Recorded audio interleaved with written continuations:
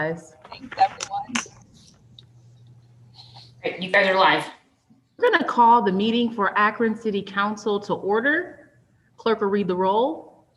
Baylor, Aye. Connor, Aye. Freeman, Aye. Fusco, Aye. Kamer, Aye. Lombardo, Aye. McKittrick, Aye. Malik, Aye. Neal, Aye. Amobian, Aye. Samples, Aye. Somerville, Aye. Swirsky. All members are present except for Swirsky. At this time, we will be led in prayer by Pastor Vincent. Immediately following our prayer, we'll be led in the Pledge of Allegiance. Going to ask if Councilman McKittrick would do that for us.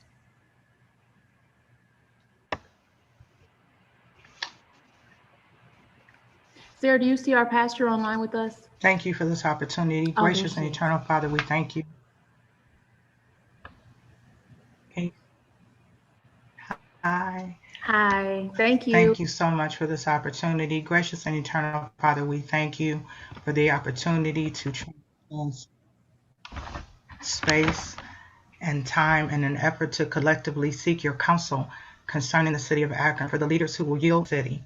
I am both humbled and honored and grateful for this opportunity to offer intercessions on behalf of the leaders of this city. This evening, I ask that you take charge and orchestrate this meeting on tonight. I pray for the governing officers of the courts, judicial system, city council members, advocates, law enforcement, the mayor and his cabinet, and to all of the essential workers, that you will crown their heads with wisdom and understanding and soundness of mind. I ask that you extend your hand of mercy to allow your healing virtue to flow throughout this city, not only reversing the spread of COVID-19, but all manner of sickness and disease and soulish issues that will adversely affect the citizens of the city. I pray for these gathered this evening that as they discuss the issues at hand, that these issues would be addressed according to your divine will, that you would, Lord, not only meet those needs, but meet the needs that weigh heavy on their hearts and those things in their personal lives. I pray for protection, for healing in their bodies, for provision, that you grant peace and strength for them to stand firm, not only in their faith, but with their convictions, with compassion and humility. Now bless this meeting and those topics and situations that have been placed on the table of discussion tonight. And it is in the name of Christ Jesus that these petitions have been made. Amen and amen. God bless you. Amen. I pledge allegiance to the flag of the United States of America and to the republic for which it stands, one nation, under God, indivisible, with liberty and justice for all.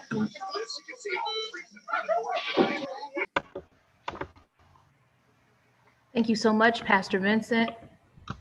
Amen. At this time, Bless you. the minutes from our previously held meeting have been provided. Are there any corrections or additions?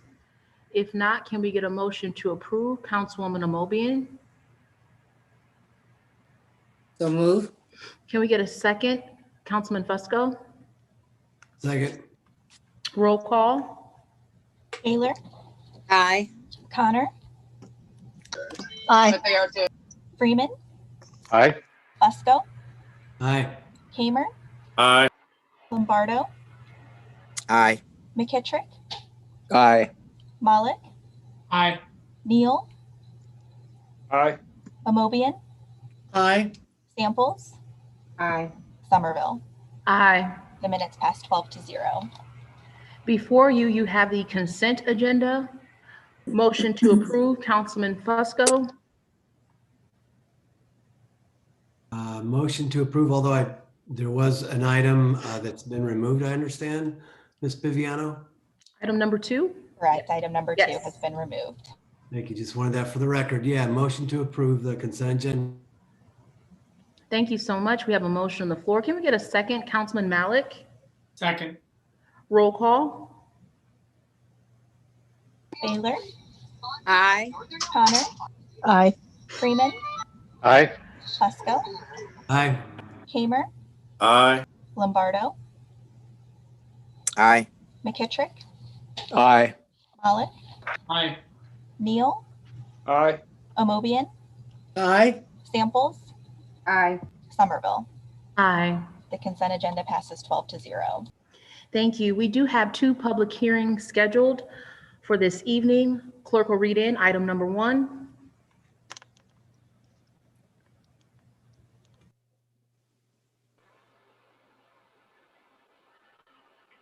Notice is hereby given that the following public hearing will be held by the Council of the City of Akron on Monday, January 25th, 2021, during the council meeting at 7 p.m. Ordinance adopting the 2021 Capital Investment Program. Mrs. Helen Tomic? Yes. Good evening, Madam President, committee, council members. The city administration annually prepares a capital investment and community development program for city council consideration. The budget specifies the types, locations, costs, and general descriptions of capital investments planned for implementation throughout the year. The capital investment and development program includes for 2021 street and sidewalk improvements, improvements to parks, community center facility audit, a facility audit on our pools, $13.9 million in the resurfacing program, $5.2 million for the purchase of additional vehicles for police, fire, and public services, the purchase of 6 Packer trucks and 2 automated Packer trucks for sanitation, and the purchase of 2 engine trucks and 1 ladder truck for the fire department.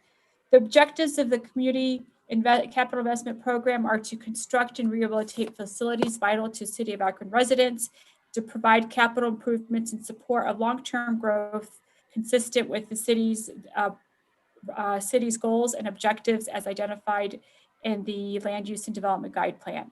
The 2021 capital investment budget is approximately $421 million.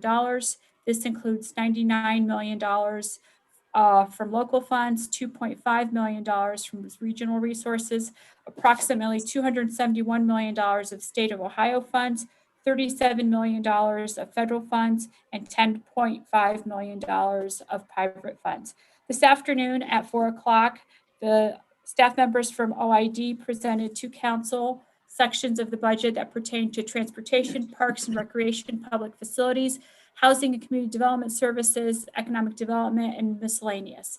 On Monday, February 1st, an additional review will be presented to council at 4 o'clock to review the water and sewer capital budget needs. And then we ask for passage of the budget by February 8th.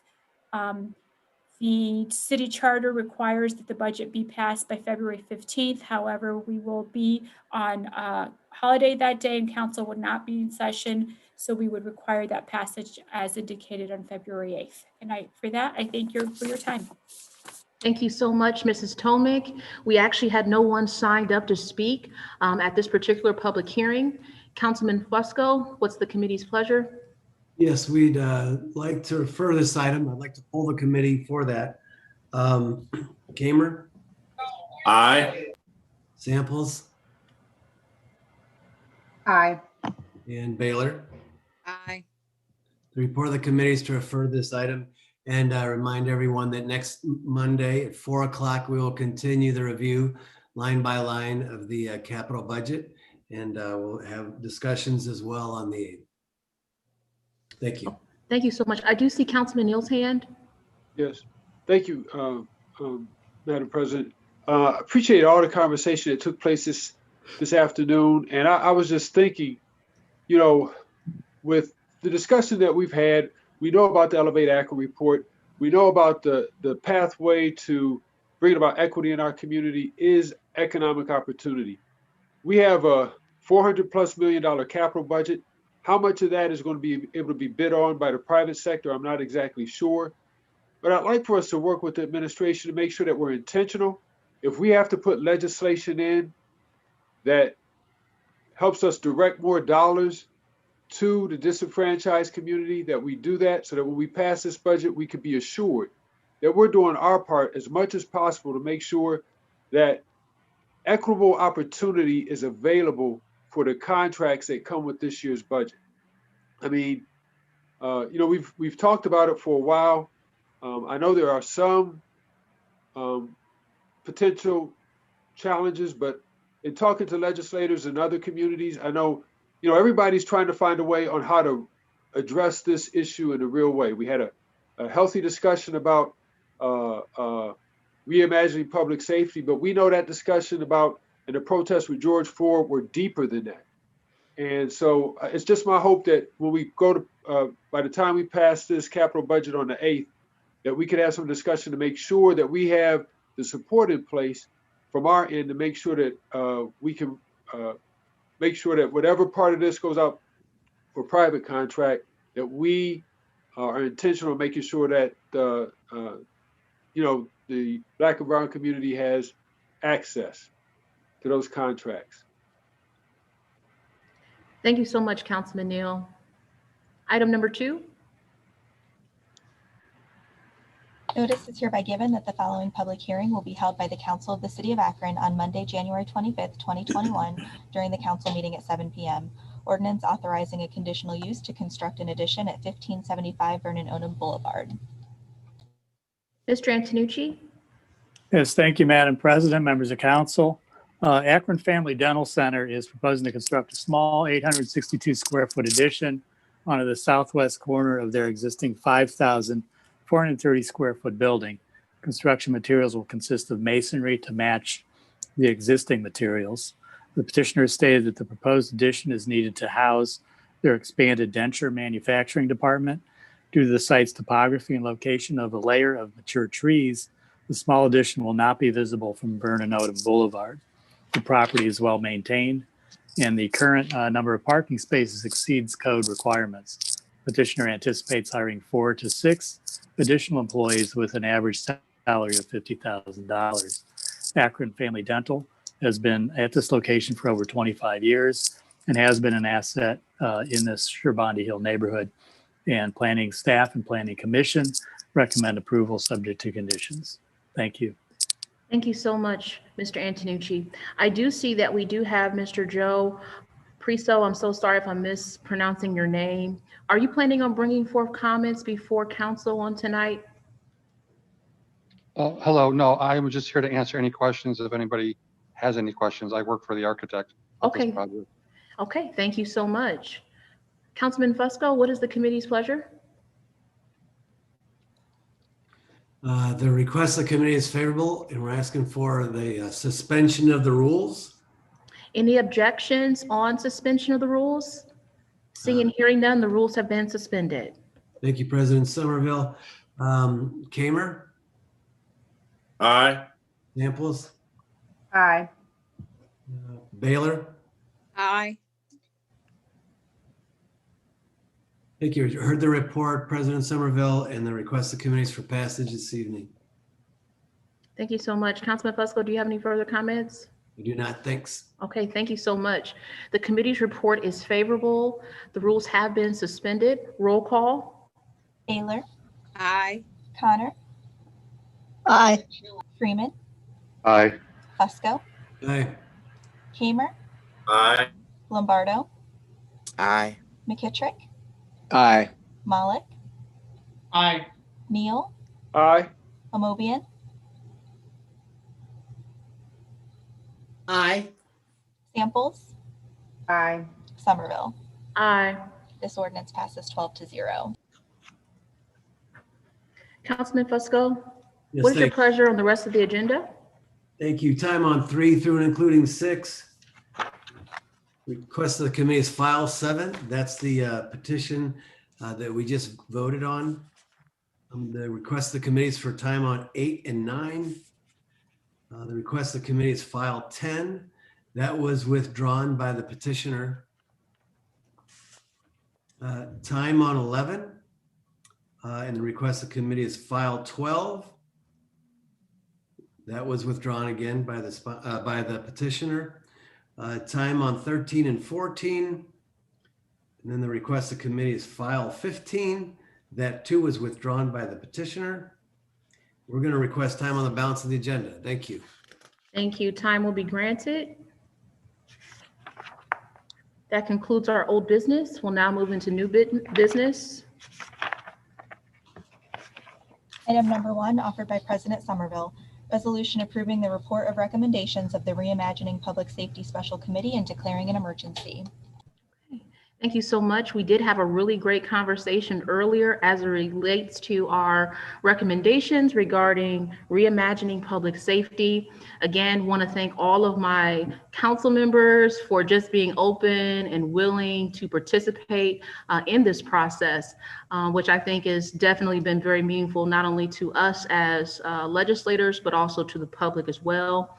I want to also mention, I neglected to do this earlier. I want to do a special thanks to Councilman Fusco and also to Councilman Swirsky. He is not online with us at this moment, but those two were very, very helpful in the very beginning stages of planning, what this process would even look like. There was a lot of pre-work, and so I want to thank them for that. Also want to thank Sarah again for all that she has done to help. Again, you can have an idea, but you definitely need people in place to help execute that. So Sarah, thank you.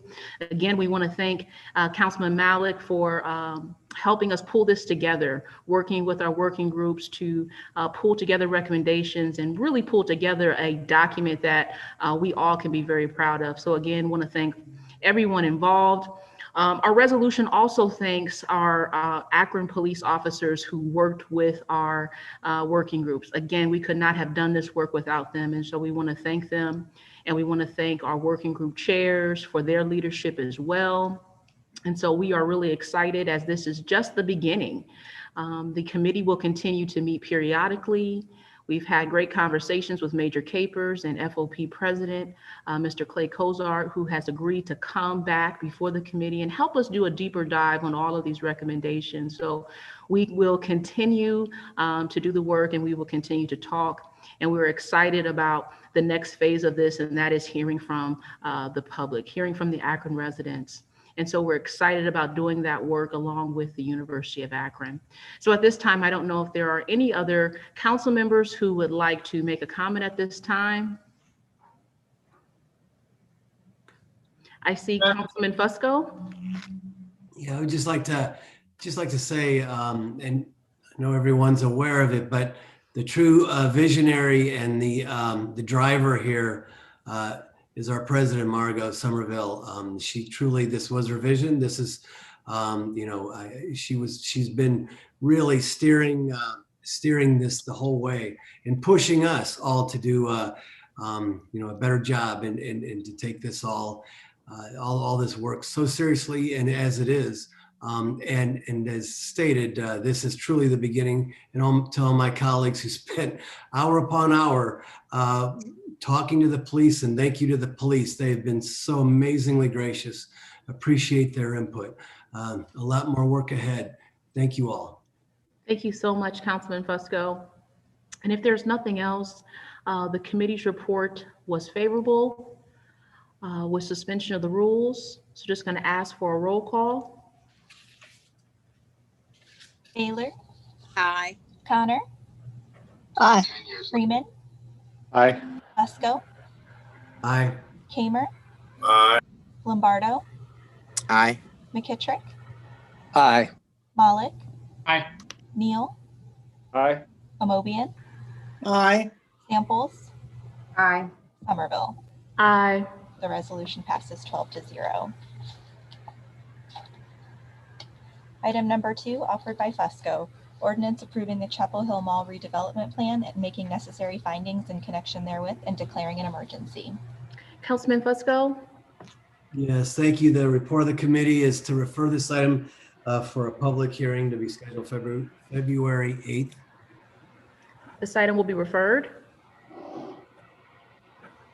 Item number 3, offered by Fusco. Ordinance amending the zoning map as referred to in section 153.220 and the zoning code as referred to in section 153.100 to .150 of the Code of Ordinances of the City of Akron, 2004, to establish a planned development district, UPD 49, to permit residential, limited business, retail, and commercial uses on approximately 72 acres of land containing Chapel Hill Mall, generally bounded by the city limits to the north, Britton Road to the east, Buckholzer Boulevard to the west, and Independence Avenue to the south, and declaring an emergency.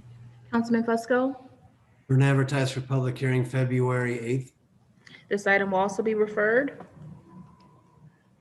Item number 4, offered by Fusco. Ordinance authorizing a conditional use to construct a self-storage facility at 1990 Buckholzer Boulevard and declaring an emergency. Councilman Fusco. and advertise for a public hearing to be held February 8th. This item will be referred.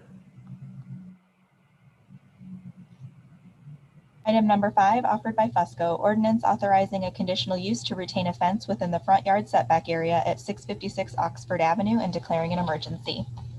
Councilman Fusco. And advertise for a public hearing on February 22nd. This item will also be referred. Item number 5A is a substitute offered as an amendment. Ordinance authorizing a conditional use to construct a new housing development at 1870 Akron Peninsula Road and declaring an emergency. Councilman Fusco. Refer. This item will be referred. Item number 6, offered by Fusco, ordinance approving the sale of city-owned property to Margaret M. Graham and Dina K. Mayhem, determining said property is not needed for public use and declaring an emergency. Councilman Fusco. Request of the committees for suspension of the rules with a favorable report. Any objections on suspension of the rules? Seeing and hearing none, the rules have been suspended. Yes, thank you. This is for the sale of property. This is the sale price is our standard per square foot rate. This is in the Hickory area, and we request a suspension of the rules with a favorable report.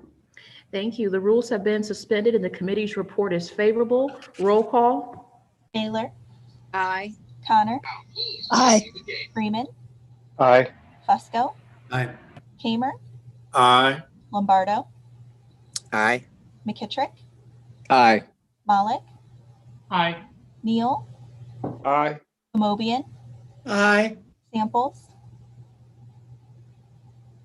Aye. Somerville. Aye. This ordinance passes 12-0. Item number 7, offered by Fusco, resolution approving and confirming the appointments of Mayor Daniel Horrigan, Chris Luddle, Thomas Tatum, Helen Tomic, Shamus Malik, Brad McKittrick, and Sharon Connor for the year 2021 as members of the Northeast Ohio 4-County Regional Planning and Development Organization, with alternates Samuel DeShazer, Michelle DeFiore, Jim Ashley, and Abraham Westcott, and declaring an emergency. Councilman Fusco. Consent agenda. This item will be placed on the consent agenda. Item number 7A, offered by Fusco, resolution approving and confirming the appointments of Charles Ayers, Elizabeth Corbin Murphy, and John T. Wheeler, and the reappointments of Janae Carter and Mark Smith to the Urban Design and Historic Preservation Commission and declaring an emergency. Councilman Fusco. Request the committees for suspension of the rules with a favorable report. Any objections on suspension of the rules? Seeing and hearing none, the rules have been suspended. Thank you, President Somerville. The Urban Design and Historic Preservation Commission has a meeting scheduled very soon. So, and they have business to conduct. Their appointees, the resumes have been attached to the legislation. After looking them over, we request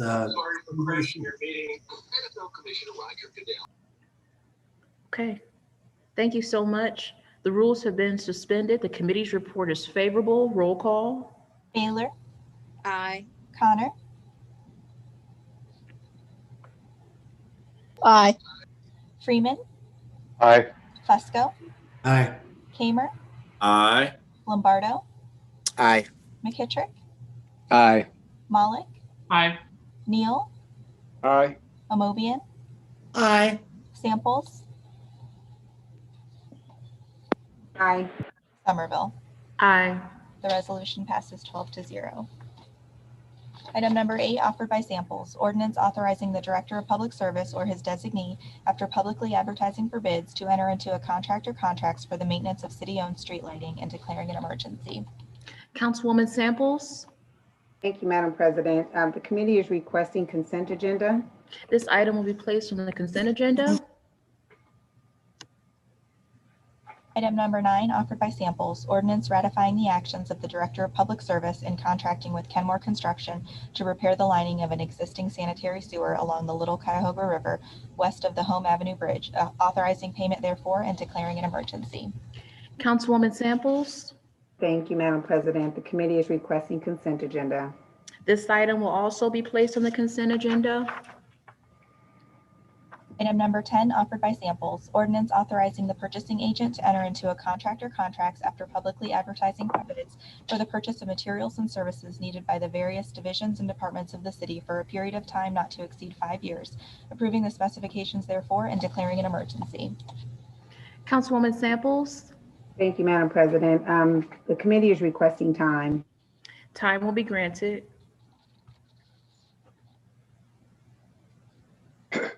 Item number 11, offered by Samples, ordinance authorizing the purchasing agent to enter into an agreement or agreements without the formality of advertising for bids for the purchase of miscellaneous supplies, services, repair parts, and labor for machinery and equipment used by various divisions and departments of the city for a period of 1 year, authorizing payment therefore and declaring an emergency. Councilwoman Samples, Thank you, Madam President. The committee is requesting consent agenda. this item will also be placed on the consent agenda. Item number 12, offered by Freeman, ordinance authorizing the Director of Public Service or his designee after publicly advertising for bids to enter into a contract or contracts for repairs and or improvements to the West High Pumping Station and declaring an emergency.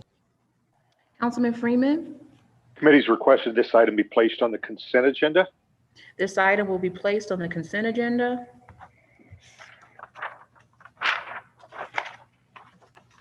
Item number 13, offered by Kamer, ordinance authorizing the mayor or his designee to enter into a contract with Oriana House Incorporated for confinement, rehabilitation services, and alternative sentencing options for certain offenders convicted of violations of the Akron Municipal Code and declaring an emergency.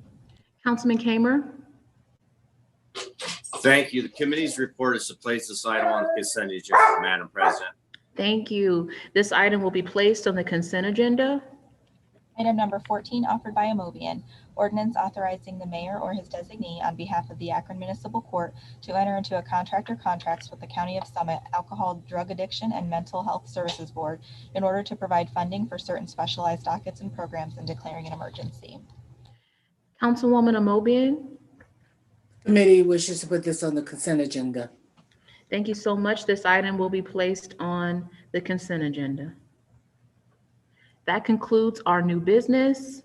We will now move to the portion of our meeting that we refer to as our public comment period. We do have quite a few emails that clerk will read in, followed by voicemails. This is from Jill Cave. Dear City Council, I am opposed to the ordinance authorizing the Director of Public Service to enter into an oil and or gas lease agreement with DP Energy Auburn, LLC for the mineral rights of approximately 475 acres of city-owned land at the Ladue watershed for gas oil extraction. I do not believe this is responsible stewardship of this natural resource that provides drinking water to the city of Akron. I do not support increased investment in fracking or a lease of public resources to a private company. This is from Lisa Lambio. I am writing because I wish to let my position be known that I am opposed to fracking or gas drilling near Akron's water source and reservoir. This is from Dr. Randy Pukladnik. I am opposed to the ordinance authorizing the Director of Public Service to enter into an oil and or gas lease agreement with DP Energy Auburn, LLC for the mineral rights of approximately 475 acres of city-owned land at the watershed for gas and oil extraction. Horizontal high-pressure hydraulic fracturing, aka fracking, employs pressurizing toxic fracking fluid at pressures that can exceed 20,000 psi along long lateral wells to extract oil and gas. It requires major investments in infrastructure such as pipelines, compressor stations, and fractionators, and also requires water, sand, and hundreds of different chemicals. The US EPA and Department of Energy said that an average of 7 million gallons of fluids are used for each well. If 1% are chemical additives, that equates to 70,000 gallons of chemicals, including biocides, surfactants, and anti-corrosive agents for each well. Additionally, a study by Yale Public Health found that these hundreds of chemicals, over 80%, have never been reviewed by the International Agency for Research on Cancer. Of the 119 that have been reviewed by IARC, 55 were found to be carcinogenic. Among the chemicals most frequently used in fracking, 24 are known to block hormone receptors in humans, according to a 2017 study published in Science Direct.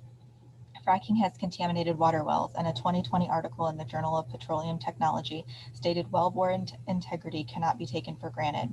The XTO Energy well blowout in Belmont County in February 2018 was from a failure of the gas well's casing or internal lining.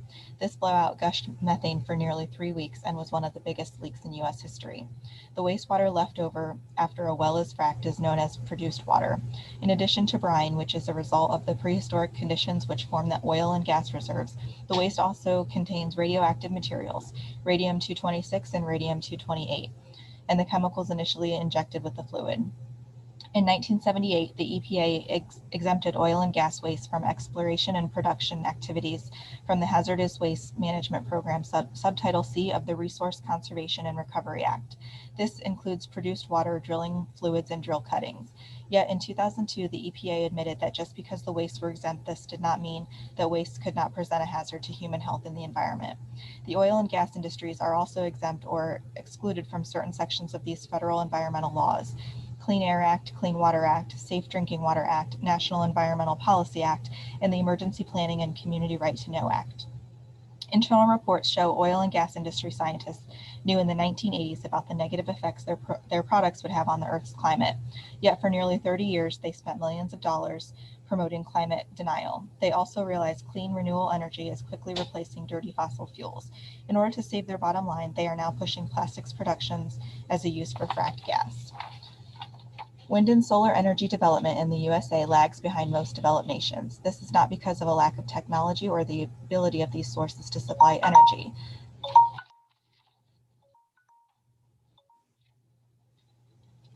This is from Nancy Clem. Please do not give fracking rights to the 475 acres of city land to DP Energy Auburn. There has been fracking going on where I live here in Summit County and where my cabin is in Carroll County for many years, and I simply do not see the advantages of it for the quality of the environment, the water supply, and the condition of the roads. We can do better.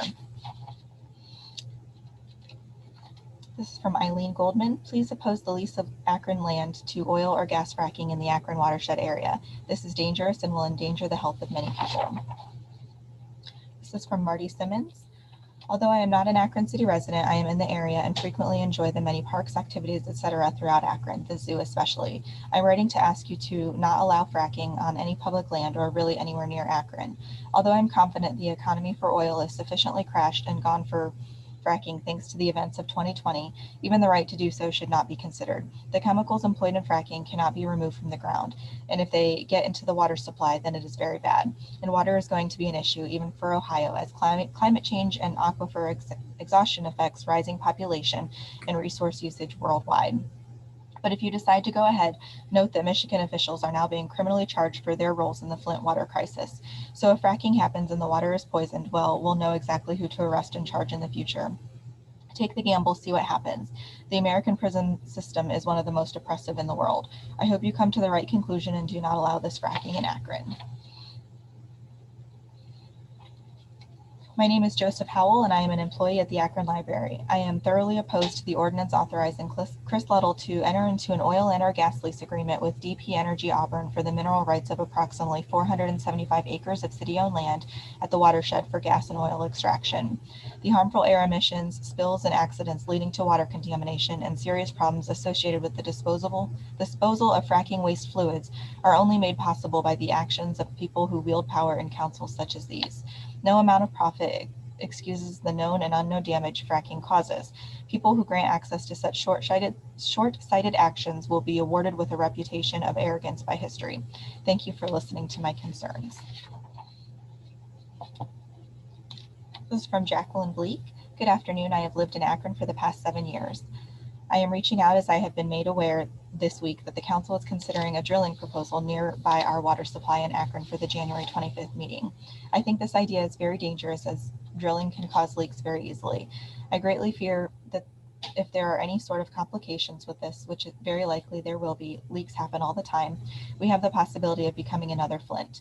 We know that Youngstown has actually experienced earthquakes from fracking, and I think it is an outrageous plan for our city. I also haven't heard much about an environmental impact report either, and I'm very confused about this. This needs to be made available to every resident of Akron. From an outsider's perspective, this looks like a sweetheart deal for the company trying to purchase the land. Knowing that this company has also donated quite a bit to Dan Horrigan makes this entire thing incredibly suspicious. This would be so harmful for our community. Considering long-term solutions for Akron, I don't think any move should be made to keep us in the past, which is drilling, mining, extracting minerals, etc. And if we are really looking to improve our city, looking for ways to stay sustainable is the move, not drilling. This cannot happen in our community, and I am demoralized the council would even entertain the idea. It truly feels like the council is trying to shove this through during a time when Akron residents are already exhausted after trying to survive for 11 months in a pandemic. Fracking is not what's good for Akron, and your job is to serve our community, and Akron deserves better. This is from Justin Gerbs. I am writing to urge Akron City Council not to sell the mineral rights for 475 acres of watershed land upstream to the Ladue Reservoir to DP Energy Auburn LLC for the purpose of horizontal fracking. Fracking is an unethical practice that harms the environment and all of its inhabitants in exchange for a quick profit. The dangers of fracking are very well documented and uncontroversial, given that the latest authoritative research on fracking clearly demonstrates that the noxious chemicals forcefully injected into the earth harm the environment, contaminate drinking water, and destabilize communities. It is imperative that Akron not sell the Ladue mineral rights. This is from Bill Jordan. I oppose fracking anywhere near the public water supplies at the Ladue and Lake Rockwell reservoirs. There is an unacceptable risk of contamination of those vital water sources. It would be suicidal to harm these vital water resources. Moreover, it is irresponsible to contribute to any increase in greenhouse gases as climate changes threatens our very human existence. Thank you.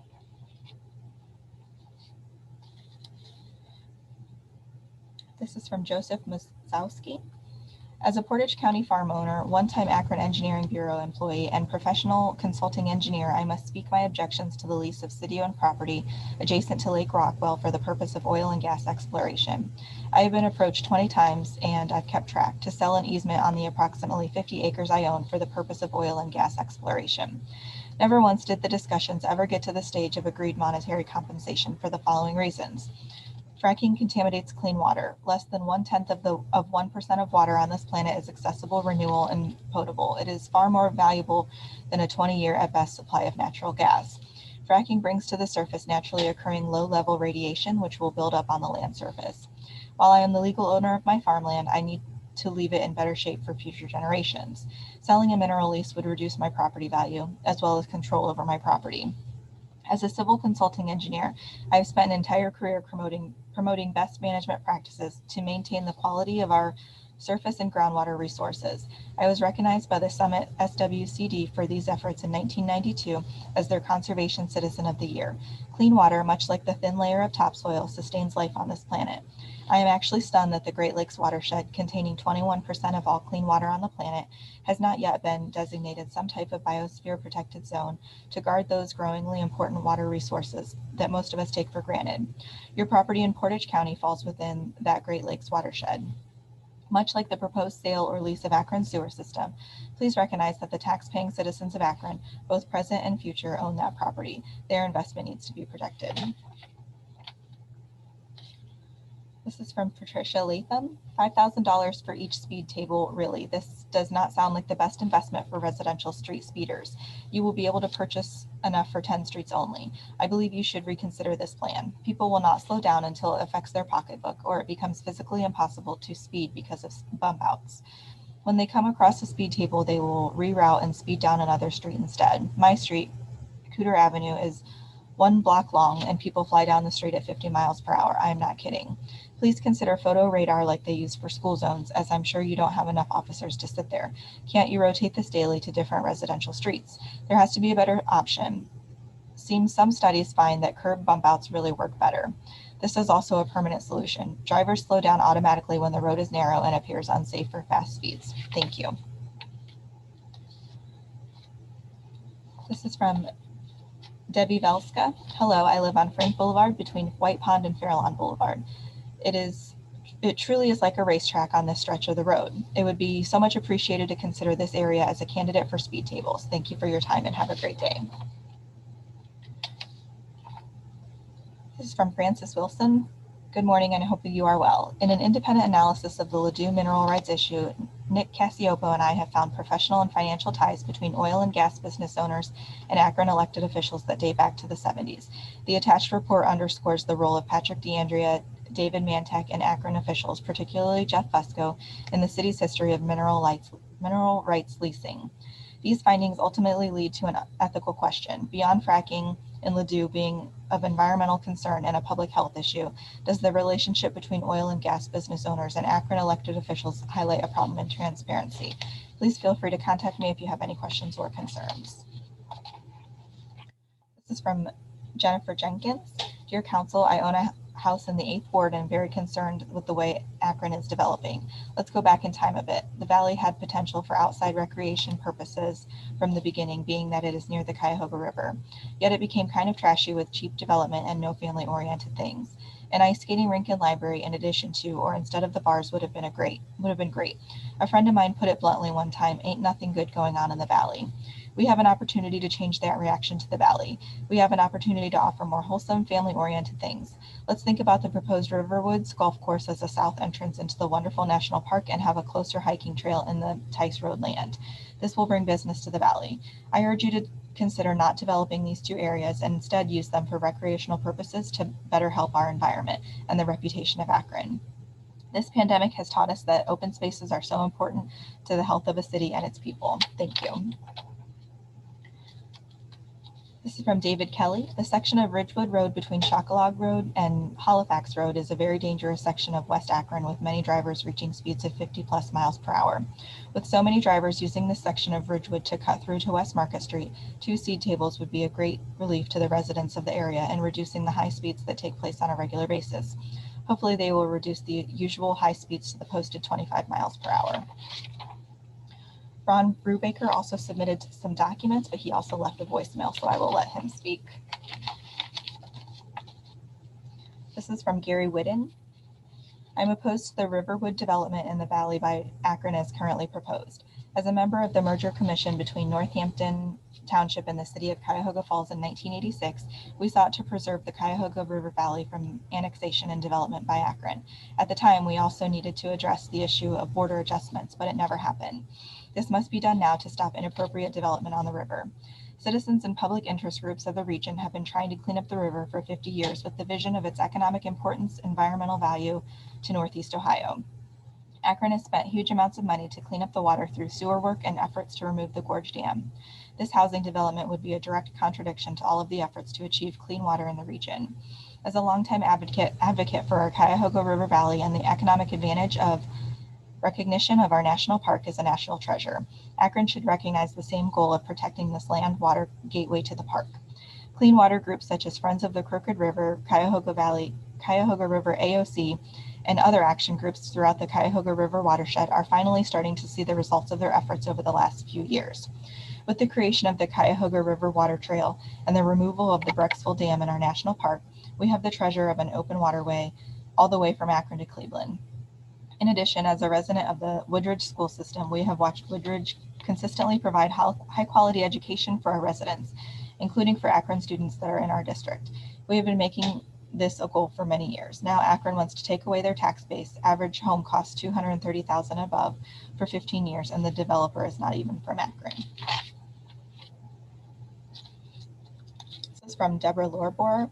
I've been reading about the fracking at Ladue Reservoir upstream from the city of Akron's water source. I'm greatly disappointed that leaders in our community think this is a good thing. If one Googles fracking, the #1 issue that comes up is contaminates the underground freshwater sources, followed by consumes a large quantity of water and releases greenhouse gases, methane, and we currently know that Ohio wells have unknown dangers of the trade secret chemicals used in the process. Furthermore, the EPA has routinely identified health concerns with these chemicals, ranging from lung toxicity to neurotoxicity to developmental toxicity. A quote from an article just written in 2019, these chemicals are not only hazardous to all the citizens, but also the first responders that would be called for any emergency. The US EPA study confirms water contamination caused by fracking. Companies claimed trade secret protection for at least one chemical used at more than 1,400 Ohio oil and gas wells from 2013 to 2018, according to the September 2019 report from the Partnership for Policy Integrity. I'm sure the City of Akron needs funding after 2020, but this seems counterintuitive to the duties of our city leaders. History can guide us with justifiable mistrust of the oil and gas industry claims of safety. EPA studies contradict the big business of fracking time and time again. This is a mistake to allow any fracking near our water. I would think that the recent news of officials being charged in Detroit for manslaughter, misconduct, and neglect of duty for the mishandling of Detroit's water. A generation of children will be handicapped by the what leader thought would be a good deal for Detroit. Akron is heading down the same path. I believe our city leaders would think twice about putting our natural resources in harm's way. This is like leaving a child to cross the road alone. Maybe nothing will happen, but it's easy to see that the child could be harmed or killed. I am opposing to the permitting of any fracking and certainly opposed to profiting from it. That will limit any liabilities that will arise in the future and put the city in charge at the expense of cleanup. Furthermore, the campaign contribution from the attorneys and fracking company is disgraceful. It casts a shadow over every decision Mr. Fusco and others on the council makes regarding this and other issues. I will remember this when Fusco is up again. I will make sure that everyone I speak to remembers the corruption. Scoff at the term corruption for your campaign donations, but that is exactly the perception. It must be publicly investigated and addressed. I'll be sure to remember this the next time I vote. I'll be sure to remind my friends and family of it too. This is from Vicki Armstrong. My name is Vicki Armstrong. I live at 700 Wellesley Avenue in Akron. I wish to voice my opposition to the selling of city-owned mineral rights to a fracking company just registered with the state of Ohio on January 1st, 2021. This company is owned by my former councilman, Patrick DeAndrea. Selling it for fracking, which could impact the groundwater in the area, is not something in which the city should be involved. But even if that were not the case, selling the city's mineral rights for $200,000 is a poor return on an important city asset. If the city of Akron is interested in gaining revenue, as it should be, then look at the money we are giving away to developers and buyers of new expensive homes. A 15-year property tax waiver results in an astounding amount of money left on the table. The houses in the development just down the hill from me on Hickory Street are in the over $200,000 range. One recently sold for over $285,000. The tax bill for that property for this year will be $193.72. So without any increases, their tax bill for the next 15 years will be under $3,000. The property taxes on my old house assessed at less than $150,000 just escalated to $3,000 a year. Over 15 years, that would be $42,000 more than I would be paying than someone who could well afford to pay the taxes. The people who buy new houses over $200,000 should have to pay at least some property taxes. If they and 5 other new homeowners only paid the same amount of taxes as I do, in 15 years, the city would get $225,000. If the city collected only $3,000 in property taxes from 67 new home buyers in 1 year, we would get $210,000. In 15 years, that would amount to $3,015,000 in revenue, which now would be thrown away. This is fiscally irresponsible and grossly unfair to the rest of us. I suggest that city council members get out their own calculators and figure out where to collect $200,000 in revenue without selling an important city asset for what is basically a pittance. Vote down this sale. This is from Patty Longville. I am writing to you to encourage you to vote against any deal to sell the mineral rights to frack near Ladue Reservoir. In 2008, when the former mayor and council planned to sell our sewer system to a private company, citizens of Akron formed a political action committee, Save Our Sewers, SOS, and placed an initiative on the ballot, Issue 8, that would require a vote of the people before any public utility can be sold. Issue 8 passed. You do not have the authority to enter into this deal with the private company that was incorporated less than 3 weeks ago to do business in Ohio by Akron attorney Patrick DeAndrea. By the citizen initiative that was passed by Akron voters in 2008, Akron City Council does not have the authority to sell those mineral rights. Only the people of Akron can authorize such a sale by their vote. In addition to the city charter prohibition against council having the ability to enter into the sale, there are many questions around the sale price of just under $300,000, which seems like a low price, and the decision to sell the mineral rights to a company that just was incorporated on January 1st. That fact makes one wonder about a sweetheart deal and the seeming lack of effort to find a buyer willing to pay a better price. There is also a very legitimate concern, as expressed by Councilwoman Tara Samples, of possible disastrous effects for Akron's safe water supply in the event of any accidents that might occur during fracking operations. For all of these reasons, I urge council to reject the deal to sell the mineral rights to frack near Ladue Reservoir when you meet on January 25th. This is from Seth Klimas. As a resident of Portage County and a community surrounding Ladue Reservoir, I ask that you oppose the planned fracking operation in the area. Fracking is notorious for negativity affecting the physical and mental health of the citizens in the surrounding communities, wreaking environmental havoc and lowering property values. Please help to safeguard the drinking water supply for Akron residents and the environmental surrounding the reservoir in Portage and Geauga counties. Thank you. This is from Dave Polachek. Hello, I'm a concerned citizen in Green, having recently learned that Akron is considering sale of mineral rights for the purpose of fracking under the Ladue Reservoir. Fracking is an environmental step backward with long-term impacts, both known and unknown. Selling these rights knowingly places Akron in an affirmative role supporting and enabling this practice. Unlike other decisions City Council makes, this one is a permanent change to the geology of our and neighboring communities. There is no undo button. Buildings and roads over time can be modified or torn down, and policies can be adjusted by your successors, but this decision will have permanent and somewhat unknown consequences for speculative and likely immaterial financial gain. Please do not proceed with this proposed plan. This is from Adriana Ball. I'm horrified to learn Akron City Council is considering selling reserved land for fracking purposes. This will irrevocably devastate our local wildlife and drinking water in exchange for a relatively small amount of money. The long-term cost to fix the damages fracking creates is going to easily surpass the immediate reward being received by the city for allowing it to happen. Citizens who have entrusted our officials to make the decisions will fall sick, their children, livestock, and crops will be affected. This is not what we voted for, and it is our duty as citizens to protest corruption in our city's council, and this is certainly an example of corruption worth protesting. This is from Lee Miller. I am writing this letter to express my concern in opposition to the ordinance authorizing the Director of Public Service to enter into an oil and/or gas lease agreement with DP Energy Auburn LLC for the mineral rights of approximately 475 acres of city-owned land at the watershed for gas and oil extraction. On the surface, this agreement looks like a good deal for the citizens of Akron. The city will receive a one-time payment of $237,500, sorry, plus 15% future royalties. But what exactly are they giving up for that sum? Unfortunately, there is no clear answer for that, but the potential for what they could be giving up is enormous.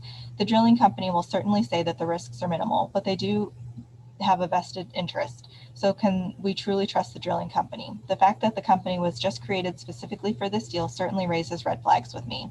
We do know what fracking creates enormous amounts of polluted wastewater, which supposedly is safely disposed of it by forcing it deep into the ground. This creates the potential for contaminating water supplies and for causing small earthquakes. The one certain fact is that we just don't know all of the short-term and certainly long-term environmental impacts of fracking. To put the long-term water supply of over 300,000 people in potential jeopardy seems to be a very short-sighted decision. There is no alternative to safe, clean water. Just ask the citizens of Flint, Michigan. In 2012, the city of Akron created a flyer celebrating 100 years of fresh, clean Akron water. You can find this on the City of Akron Water Plant Division webpage. This flyer purports that the city is responsible stewards of our environment by responsible property management through agriculture and forestry programs. Will there be a flyer in 2112 celebrating Akron's good stewardship of its most precious resource? I doubt it would mention a deal allowing a natural gas driller's access to the watershed. Will your great-grandchildren thank you for your wise decisions in protecting their world, or will they struggle daily for the most basic commodity of life, safe and clean water to drink and for daily living? The city of Akron has a very important decision to make on January 25th. They and all elected officials are entrusted to protect and serve their citizenry. I hope they make the decision that they can sleep with at night. This is from Lisa Lambiet. I am writing to oppose the proposed legislation granting a lease for drilling gas near Akron's watershed. This is from William Jordan. I urge that you strongly oppose the proposal to allow fracking on land owned by the city of Akron at the Ladue Reservoir. As time is short, I will make this brief. The Ladue Reservoir and our entire water supply system are an extraordinary gem, serving not only the city of Akron, but also many surrounding jurisdictions. It is the essential source of our drinking water and a source of revenues from other communities. It would be suicidal to put that resource at risk. A major review of the literature about the risks of fracking concludes that fracking and the disposal of fracking waste threatens drinking water. To take one of many examples, researchers working in Texas found 19 different related contaminants, including cancer-causing benzene in hundreds of drinking water samples collected from the aquifer overlying the heavily drilled Barnett Shale, thereby documenting widespread water contamination. See Concerned Health Professionals of New York and Physicians for Social Responsibility, 2020, December. Compendium of Scientific, Medical, and Media Findings Demonstrating Risks and Harms of Fracking, Unconventional Gas and Oil Extraction, 7th edition at 33. The compendium that then provides a 55-page discussion of examples of fracking's threats to water quality. You can access the compendium and the link is listed. You must also understand, as the compendium concludes, that it is not possible to prevent these threats and harms through regulation. Compendium at 2930. Many counties, states, and local jurisdictions have banned fracking to protect their citizens. Compendium at 20 to 25. Akron must do the same. Thank you for your attention. I look forward to seeing you at the council meeting on Monday, January 25th. This is from Shelley Shernan. Do unto others as you would have them do unto you. That is the golden rule that we here in Geauga County hope our neighbors will live by. That is the rule that you, the city of Akron, threaten to violate. I am a resident of Geauga County. Like 97% of us in Geauga County, I rely on well water for my drinking water. I understand that you own Ladue Reservoir in order to protect your drinking water. The deal that you propose might not threaten your drinking water, but it threatens mine. Think about industrial activity near the shore of Ladue. The noise from the machinery, the air pollution, frac fluid, oil, condensate, the possibility of spills on the surface going into the reservoir. Think about the parade of trucks on Geauga County roads, bringing in equipment, crews, and tons of sand needed for fracking. Think about the water needed to frack. Will those millions of gallons come out of the reservoir? How will that affect the reservoir itself and the flora and fauna in the area? Most importantly, think about how the underground drilling, the extraction of water from the reservoir, and the possible spills will compromise Geauga County's groundwater, the water that we drink every day. In the integrity of Geauga County's groundwater, our quality of life, and the unknown thousands of dollars for additional road maintenance and other public services that will spend really worth only $200,000 to you. Please remember to treat us as you would wish us to treat you. We understand your revenue needs. We are here to help you should you wish to explore wetland mitigation banking as a source of revenue. This is from Greg Dunham. This memo is submitted to support the trial installation of additional speed bumps within the city of Akron. I have driven over the trial bumps on Chocolog Road last year and found them to be easy to maneuver. By observing the 25-mile-per-hour speed limit, I hardly felt any bump whatsoever. As a resident of Fairlawn Heights and living on Ridgewood Road near the freeway, I observe speeding all the time and believe deterrents are needed on well-traveled roadways, especially streets that are used as cut-through shortcuts or entrances, exits from the freeway. Please do whatever is possible to curtail speeding in Akron neighborhoods. Thank you. This is from Reverend John Beatty. I am totally opposed to the proposal to sell mineral rights in the Akron drinking water watershed to oil and gas interests. Those mineral rights belong to all the citizens of Akron, not just the city council who are supposed to represent us, not corporate campaign donors. The city of Akron has a sacred obligation to protect the pristine watershed of the Akron water system that provides clean water for some 300,000 human beings. The city of Akron has a moral mandate to protect Akron's drinking watershed from all polluters. This proposal would have the city of Akron join the polluters in their greedy efforts to convert public property and rights into private monetary gain. To approve this proposal would open the door to endless attacks upon the health and safety of our water system.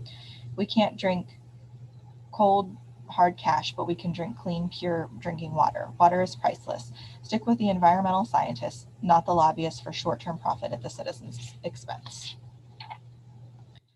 This is from Heather Hillenbrand. My name is Heather Hillenbrand and I live at 657 Acton Road in Akron. I am respectfully asking you not to go through the proposed deal to sell the mineral rights for 475 acres of watershed land adjacent to the Ladue Reservoir to DP Auburn Energy Corporation for the purpose of fracking. Fracking near our public water source is unconscionably dangerous, both for city residents and the community surrounding the reservoir. I'm not assured by the inspection process of the underfunded Ohio EPA, which at best will only alert us to a problem after we have already been in danger. Up to 16% of fracking wells spill toxic fluids each year, a mere $237,000, and the potential for future profit does not seem worth the risk the city will take every year of having an industrial accident that may threaten our entire water supply and cause an expensive cleanup effort. Water and sewer bills for Akron residents are already extraordinarily high due to historic city mismanagement of our infrastructure. How much more will residents have to pay to clean up after a fracking accident? Additionally, I am concerned because my elderly parents live in Troy Township, near the land that is being threatened. They rely on well water that could easily be compromised by this project. There is no other source of water for the rural community surrounding Ladue. They could also be injured or lose their home if DP Auburn Energy LLC's fracking endeavors cause earthquakes. Several members of council have come out against fracking within city limits due to the risk for citizens. As an Akron resident, I implore you to give my family and their neighbors the same considerations. This is from Adam Balden. I'm an Akron resident at 657 Acton Road. I am writing to express my opposition to the proposed sale of land and mineral rights adjacent to the Ladue Reservoir to DP Energy Auburn LLC. I believe that the potential financial gains are outweighed by the risk of environmental damage to the city's water supply in the Cuyahoga River watershed, and by the risk of health problems caused by the release of fracking chemicals into the water supply. I believe that all Akron residents have a right to safe, clean water, and fracking activity near our water supply creates too much risk of our water becoming unsafe to drink. I am also concerned that the candidate company to receive the mineral rights has not been properly vetted to allow for an informed decision on the proposal, to ensure that all legal, environmental, and financial regulations will be adhered to. Because the candidate was only recently incorporated, it is not clear if they can be expected to operate pursuant to all applicable laws and regulations. Other organizations, including Ohio EPA and ODNR, will have jurisdiction over their operations, but we should not cast all of responsibility to them if the candidate is not fit to operate. It is our responsibility to select the right business partners to ensure that all is being done to protect our water supply. To vote on the proposal without this information is not exercising sufficient due diligence on behalf of the city and its residents. And if the candidate could demonstrate sufficient controls and processes to ensure the safety of our water supply, I still do not believe the land sale and mineral royalties are an appropriate value to accept the environmental and public health risk that the fracking operations will introduce. Thank you for your consideration. This is from T. Gallo.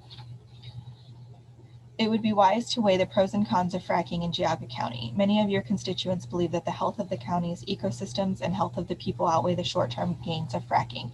Here's a short list of some health and environmental concerns regarding hydraulic fracking. Environmental issues that are specifically related to hydraulic fracturing include water availability, spills of chemicals at the surface, impacts of sand mining for use in the hydraulic fracturing process, surface water quality, degradation from waste fluid disposal, groundwater quality degradation, induced seismicity from the injection of waste fluids into deep disposal wells. In addition to air and water pollution, fracking can have long-term effects on the soil and surrounding vegetation. The high salinity of wastewater spills can reduce the soil's ability to support plant life. Health concerns. A host of ancillary components released at well sites can lead to health problems, such as irritation of the eyes, nose, mouth, and throat. Local air pollution can aggravate asthma and other respiratory conditions. Regionally, fracking-related processes release nitrogen oxides and volatile organic compounds, forming smog that can deprive workers and local residents of clean air. This is from Barb Beatty. She sends a picture. Quite beautiful, yes. This is my backyard, otherwise known as East Branch Reservoir, Headquarters Park, home to a rare clean water source. So clean that the city of Akron annually drains this Geauga County gem as a water reserve for citizens over an hour's drive away. This is fracking. Akron now toys with giving permission to rape of our environment around her at Ladue Reservoir, Goist, for the benefit of a few at the cost of the health of our community, the availability of drinking water, and soil health. Hydraulic fracturing or fracking is revolutionizing oil and gas drilling across the country. However, without rigorous safety regulations, it can poison groundwater, pollute surface water, impair wild landscapes, and threaten wildlife. Fracking is done by drilling deep into the earth, then using small explosions in a mix of water, sand, and chemicals to break up shale rock formations that contain natural gas and oil. Mullen. And this is my call for compassionate action. Think this doesn't affect you? Well, nobody thought the havoc of 2020 would either, until it did.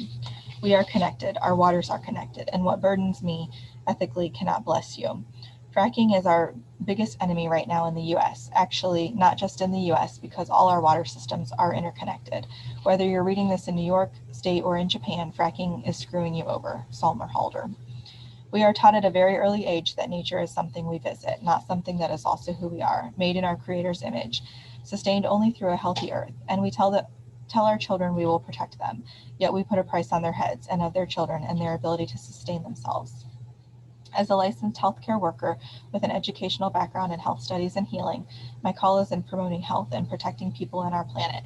I can attest that how we walk the earth today affects the health and well-being for generations tomorrow.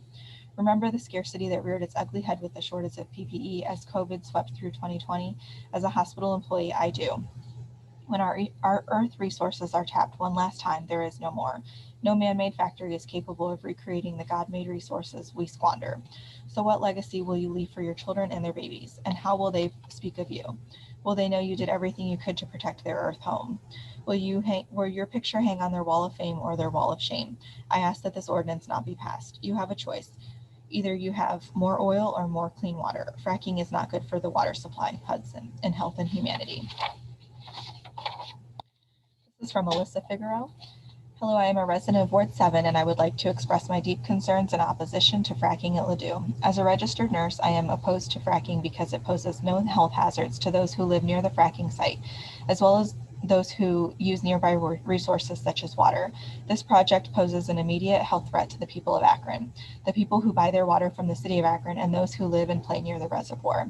I am urging all members of council to vote against this measure for the health of our community. Thank you.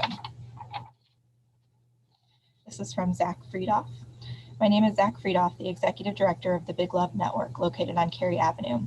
I wish to bring my concern to council about the prospective deal between the city and DP Energy Auburn LLC to sell the mineral rights to 473 acres underneath the Ladue Reservoir for fracking.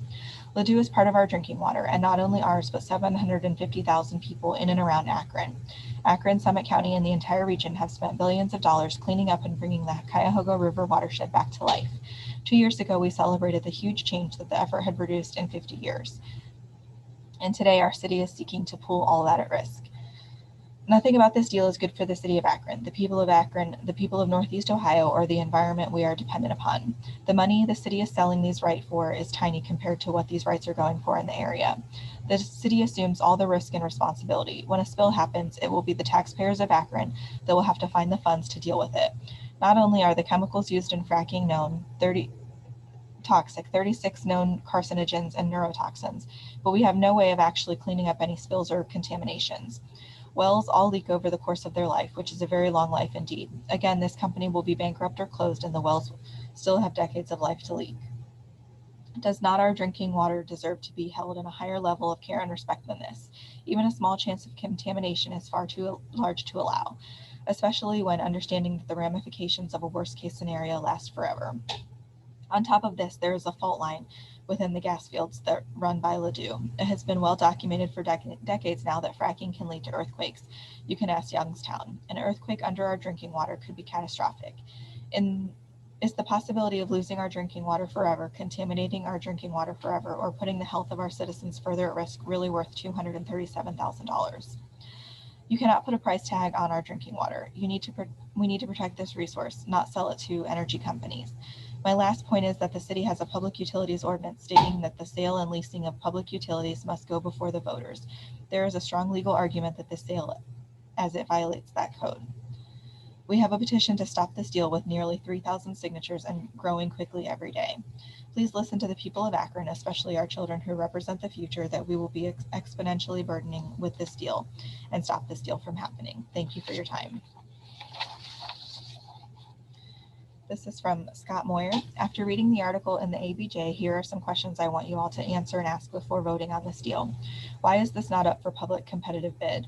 Are you really planning on selling the mineral rights versus leasing them? Are they really planning to do horizontal fracking, or are they planning to do slant drilling straight down at an angle?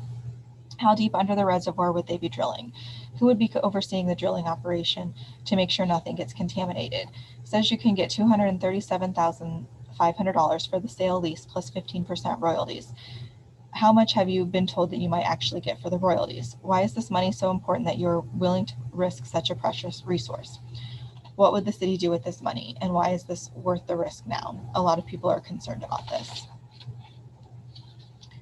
There is not a name on this. As a resident of Akron, I think it's a very bad idea to sell the mineral rights for fracking near an important watershed area. I've read through evidence on the horrors of fracked land to realize that it poses a serious health threat to people, animals, and the environment. There are many better options for both providing energy and boosting our economy. I urge you, as those who have been elected to represent us, to look into better ways of serving the people of this community. Don't just look for the easy fix, which will most assuredly backfire. Try harder. Perhaps Akron could partner with a college teaching green technology, for example. If at some point you truly want to attract new residents and/or tourists to our vibrant Akron, this definitely seems like a step in the wrong direction. Our strength is in our beautiful wooded metro parks, historic canal, and Cuyahoga Valley Recreation Area. Why ruin it? This is from David Widner. I am a resident of Akron and would like to comment on the proposal to sell mineral rights for fracking in the Lake Ladue region. First of all, I want to express my appreciation for our current city council and the work you are doing to make Akron a better place to live. I would also like to say that I understand the financial challenges of city government associated with population decrease and the loss of a significant industrial base. While I also understand that the one-time payment of $237,500 and potential 15% royalties seem like motivation to allow fracking at Lake Ladue, I ask you to consider the following before making your decision. The money gains seem to be minimal when we look at the big picture and does not offset the environmental cost to acquire this unsustainable resource. Who benefits from the money? Resource extraction has a history of inequity when it comes to who benefits financially. Will disenfranchised portions of Akron's population benefit from this project? We need to be innovative, thinking outside the box and evolving as a community to focus our attention on more sustainable sources of energy that have minimal environmental impact while providing jobs for Akron citizens and income for city government. Do the people in the area where fracking will occur have a voice? In other words, do the people that are most likely to be impacted by fracking have a say in whether they want that to happen in their neighborhood? My wife and I collect data for the Ohio Division of Wildlife in Harrison County, Ohio, and there has been a tremendous change in the landscape there as a result of fracking. Hiking and boats with gas motors are not permitted at Lake Ladue in order to protect our drinking water. However, fracking is much more impactful in the context of surface changes to the Lake Ladue watershed. Part of the argument has been the horizontal drilling will occur off-site and not impact surface water. However, increased truck traffic and removal of natural landscapes have negative consequences for surface water. Aquatic and terrestrial ecosystems will be negatively impacted. The city of Akron, Summit County, and Northeast Ohio in general has seen a great deal of effort put in by local governments and individual citizens to restore natural landscapes. This has contributed to improved ecological health and an increase in key native species. Unsustainable resource extraction is a step backwards from efforts in this area. We need to focus on what is best for all stakeholders, human and non-human. This includes the people and ecosystems in the region where the fracking would occur. Thank you for taking the time to read my email. I appreciate your service for our community. That's the end of the emails, and we also have some voicemails.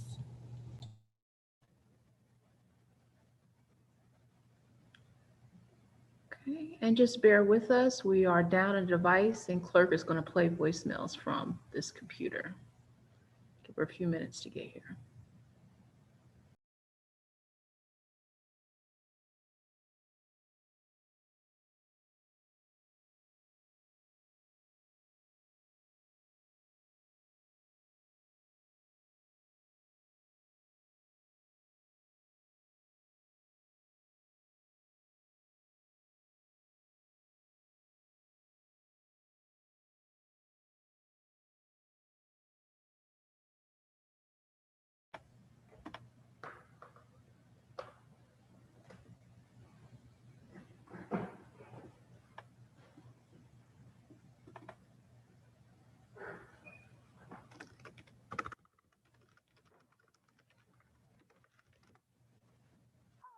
My name's Natalie. I'm a concerned water drinker that lives and has lived in the Akron area for quite some time.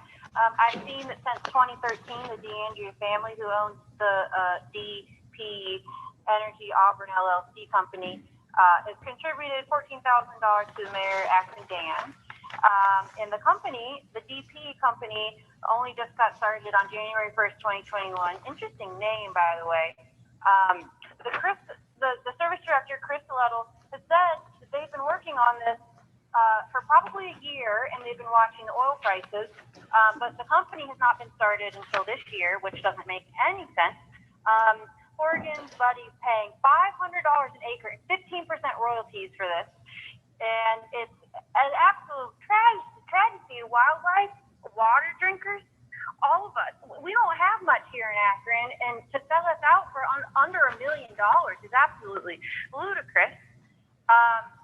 And the DeAndrea family who owns this DP company is a longtime donor to the Horgan campaign. It's just a conflict of interest. It's selling us out. It's cheap, and it's wrong. This shouldn't be what we're doing here. This is madness. And I think that this DP, whatever this company is complete. This is not good business, ladies and gentlemen. So this has to be stopped immediately. Mayor Dan, do your part and stop fracking Akron. We're not fracking Akron. We're not fracking. All right, that's all I have to say. I hope that all you people at this meeting are well, and I hope you all use your heart and your mind to understand that the fish and the water drinkers and the people of our town do not need this fracking. And we could easily raise whatever money they're trying to earn by doing some fundraisers or some other way. There's another way. This is 2021. All right. Bye-bye now. My name is Jacqueline Blake. I live at 86 Wallhaven Drive in Ward 8. I've lived in Akron for 7 years, and it's definitely the favorite city of mine I've ever lived in. And I was really heartbroken to hear that the council is considering allowing fracking nearby our water supply. I think that this is a terrible idea for Akron, and not only will it impact Akronites, but it will also impact so many other folks that use the same water supply as us. This could have really long-term impacts, and most likely it will, because when fracking occurs, so do leaks. And I hope that members of the council are willing to think about the possibilities of Akron and not stick to old-fashioned ideas about how to make money, like fracking and drilling and excavating minerals. So please, members of the city council, do not vote to allow fracking near our water supply. I do not want to live in another Flint, and our residents don't deserve it. This really seems like a suspicious deal. It's my understanding that a few members of the council have received a lot of money from the company that hopes to get this contract, and that company only opened on January 1st of this year. So it just really seems like the council is trying to push this through in a really quick way, especially in the midst of a pandemic. Akronites are exhausted. Akronites are still facing eviction, and to impact our water supply, especially right now, is outrageous. And I hope that city council members will vote against this. Please don't bring fracking to Akron. Our city deserves so much better. Thank you. I am Bill, B-I-L-L Nesbitt, N-E-S-B-I-T-T, at 330-379-2235 and 1155 Diagonal Road, Akron 44307. Again, my statement on the Akron Bureau of Public Utilities reestablishing itself at High Street and at least upholding and maintaining the drop-off box on High Street. We should not be adding to the travel and time exposure to any citizens, particularly with the increase of the virus situations and its effects on our dear population. We'll be in stronger contact, and of course this week we'll have this great 2021 year. Hi, my name is Siobhan Benno. I'm a previous Akron resident, currently residing in Canton on 36th Street. But my family, we're strongly anti-fracking. We're also pro-move back to Akron as soon as possible. So we are just hoping to weigh in on this weighty topic. Please don't frack our drinking water. I feel like this is obvious and just wanted to throw in my 2 cents. Thanks for listening.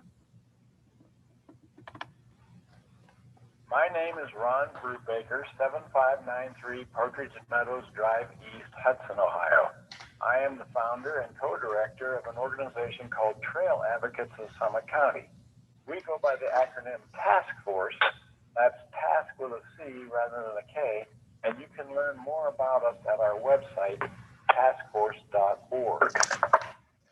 For the last 20 months, our group has been advocating for Metro RTA to allow their long-abandoned railroad right-of-way to be converted to a multi-purpose trail, as they did with the Freedom Trail. In fact, back before the coronavirus pandemic, I gave a presentation to Akron City Council about Task Force and the Veterans Trail and asked for a letter of support. I do not believe Akron ever submitted one, but Cuyahoga Falls, Silver Lake, Stowe, and Hudson have, and in some cases more than once.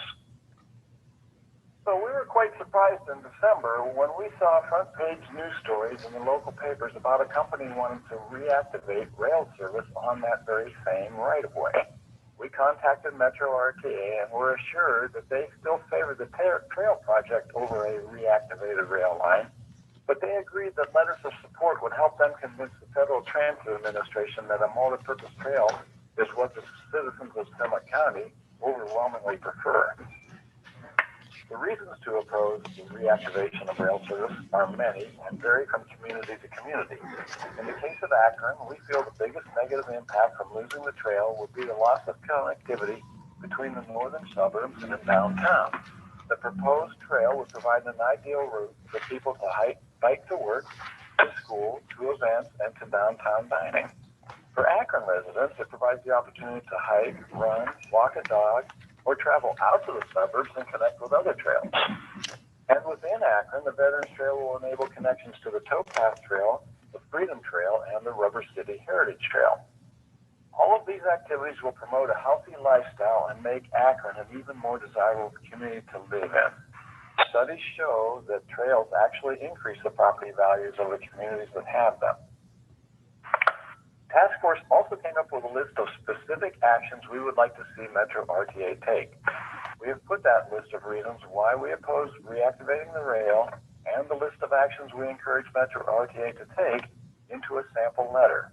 I have attached a copy of that letter to these comments at publiccomments@akron.ohio.gov. Akron officials can take this draft, edit it to suit their needs, sign it, and send it to Metro, as the other 4 communities have already done. This right-of-way provides a unique opportunity to build a beautiful trail. Let us not let this opportunity slip away. Hello, my name is McKenna Kelly, and I'm a resident of Akron at Timbertop Apartments. I ask you to oppose the rezoning of Riverwood because my taxes will go up majorly, and that is not something I am for. And I also care about the environment. Thank you so much. Have a nice day. Bye-bye.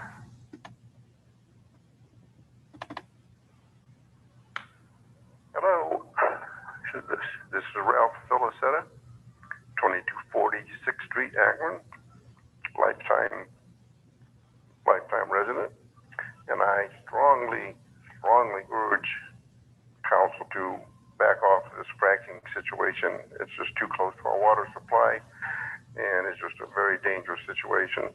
Fracking in itself is dangerous, and we start doing it around drinking water sources. That's a big deal. So again, strongly urge you fellas to negate this and go another way with this.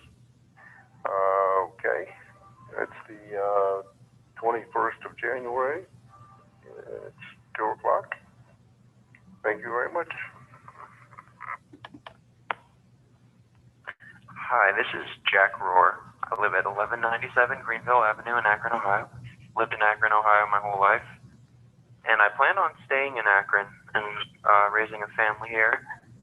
And then I saw the decision of the mayor, his decision to consider allowing fracking next to an Akron watershed. And I just don't understand how he can expect his kids or any other Akron kids to grow up in this community with the threat that fracking entails. I've studied environmental science at the University of Akron for the past 2 years, and going forward with the action of fracking would go against everything science has taught me. I just really hope that the City Council opposes this action and protects the people of Akron from this predatory behavior from companies, all in the name of profit. I have not seen one street protest supporting fracking, but I have seen many opposed to fracking. So I don't know I don't know who our mayor is getting ideas from, but it's definitely not the community. It seems like he's getting his ideas from developers or companies that just want to make profit. His story is old as time, so I would just really appreciate it if they decided not to frack. Okay, thank you. Listen to science, people. Hi, my name is Mike Canuti. I live at 1788C, Treetop Trail, Building 15, Akron, Ohio, 44313. It's Timbertop Apartments. I got your thing about rezoning Riverwood golf course and making housing into it. I wanted to express my opinion. I feel that would be a really sad thing. I know we're losing a lot of golf courses these days to development and such, and it was such a great day when people could go out and spend the weekend, the kids and everybody, and go golfing with their friends. And I did my golf leagues when I was a kid, and all the fun times we had on the golf course. And then there were Baker's Acres, and that became a condominium. And I just think it's just a sad day when we're losing our golf courses. That's all I wanted to say. I don't know what I can do about it. Hopefully money won't dictate how we guide our golf course futures and things like that. There's got to be a better way. I asked Donald Trump to give everybody $1 billion before he left office. So on a lighter side, maybe he could do that, and maybe we can even get more to save the golf course. You never know. You never know if they can print money or not. Gary's a little skeptical, but you never know. So you have a good day and save that golf course, and maybe I'll be out putting and chipping around someday. Take care. Bye. Hello, my name is Kimberly Tanner. My address is 15908 Treetop Trail, Akron, Ohio, 44313. I am opposed to the rezoning of Riverwood for several reasons. One being the tax statement, and the other being the number of cars that are going to be in the valley. The traffic has already gotten ridiculous over the last 10 years, and I can't see adding almost 200 more homes, not to mention the noise. So thank you for considering my call. Thank you. Bye-bye. Hi, my name is Perenita Singh. I reside at 38 Marshall Avenue, Akron, Ohio, 44303. And I'm calling in regards to the fracking that's supposed to happen at Ladue. And I am absolutely against it. For one, we know that fracking is not safe. Only 18% of wells are inspected. Now, to put that in a better terms, if only 18% of restaurants were inspected for their health assessment, would we feel comfortable going to the rest of the 82% that are not inspected? Probably not, because they wouldn't feel safe about it. So why are we okay with having fracking happen where we know that fracking will contaminate our waters and make it unsafe for us to drink water straight out of our taps and drink water for those people where Akron, the city of Akron, imports water too. We also know that storage of recovered fracking fluids is also unsafe and very costly. So it just puts it all into perspective that fracking is definitely not the answer. In regards to climate change, fracking causes massive methane emissions that will accelerate global warming. And last I heard, we're trying to stop the increase of global warming. We're trying to decrease it if we can, because that's going to be the downfall of the entire planet and humankind as it is. And then also, I was wondering, there hasn't been much transparency in regards to this whole issue. Why would we sell the mineral rights to EP Energy Auburn, a company that was formed on January 1st? This process is taking place in less than a month. Why do we feel that it's okay for us to go through with this so fast without doing the proper environmental assessment as to what effect it will have on our environment, the water, the land around there, people that are living there? There's absolute facts that say that fracking also causes human-induced earthquakes, which is not good for the residents that are living in the Ladue area, because why should they have to deal with the decisions that are affecting them directly negatively because of the city of Akron? And they have no say in this process. How does that work? How does that?